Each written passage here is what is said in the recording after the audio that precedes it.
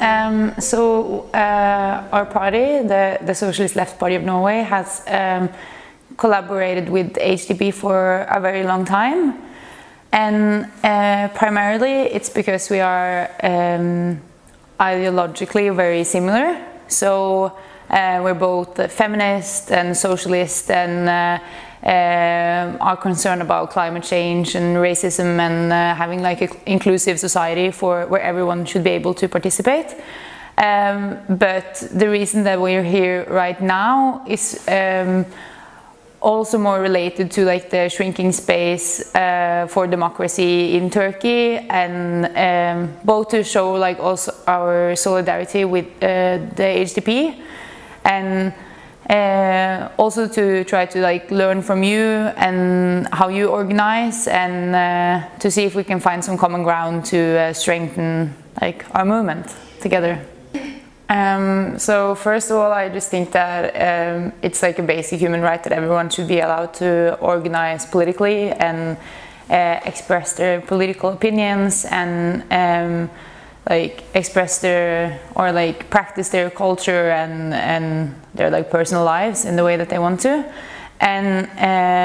yeah, in Turkey right now, it's you can tell that it's like a shrinking space for opposition parties and like civil society, and there are yeah, many Turkish refugees coming to Norway, political refugees all the time, and coming to Europe, which is like a direct consequence of the situation that is right now. And yeah, so also it's very like inspiring to see like the positive change that is happening through like your movement, and especially like young people organizing in Turkey. So I think it's like it's quite like typical for the patriarchy to go like harder on women, and I think you can tell like all over the world it's more difficult for women to get organized and to take part in the political sphere, and you can see that that's very like present, the same problem in Turkey as well. And I can just imagine that it must be like really difficult to be a woman, and if you're also like a women minority in Turkey trying to be active in politics, it must be yeah, quite a struggle. And yeah, it's really like a lot of people in the world are like moving forward when it comes to this, and you can see that it's like society is changing and becoming like more progressive, but then at the same time, like when the system doesn't want to sort of like evolve with the population, it's like very sad. I think primarily it's there are like too few people that are aware of the situation in Turkey and like in the world in general. Like it's more popular in the media to write about yeah,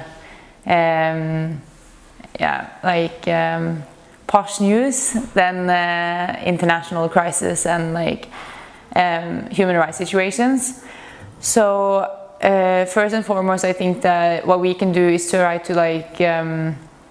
spread information within our channels and within our political party. And then also we have started up some years ago this, they call it like the Kurdish Friends Group in the Norwegian Parliament, which is like a cross-political cooperation with the representatives from every political party in Norway. So they work continuously on Kurdish issues, but like as with everything else, you can always like improve and like try to sort of do more. And it's also like difficult, of course, when there's like a cross like political cooperation to get everyone to agree on how to move forward. Yeah, and also we have a very close cooperation with the Kurdish movement in Norway, and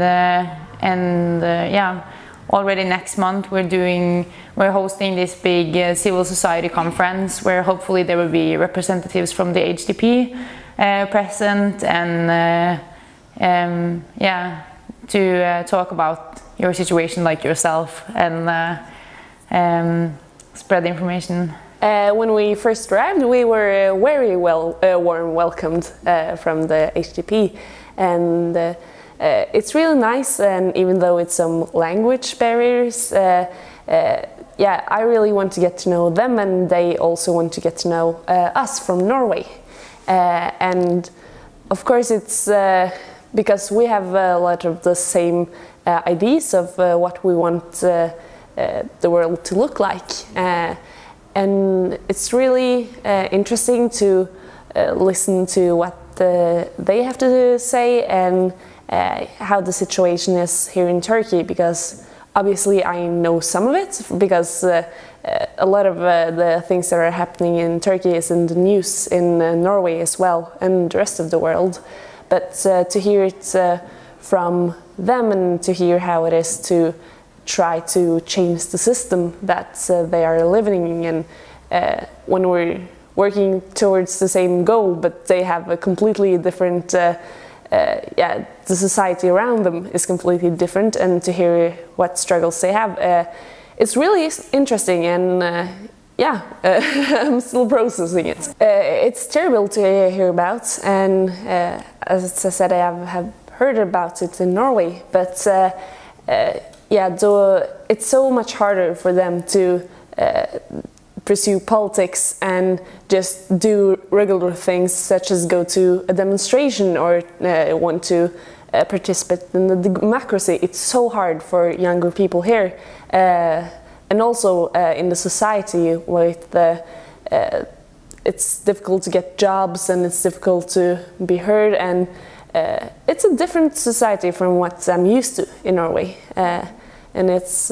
really interesting to hear it from them. I've learned really much in such a short time of being here in Turkey, and we have so many battles in common: the right for women and minorities, and the fight for against climate change, and also equality. And it's important in our movement to show solidarity. So my hope is that this can be just the start of the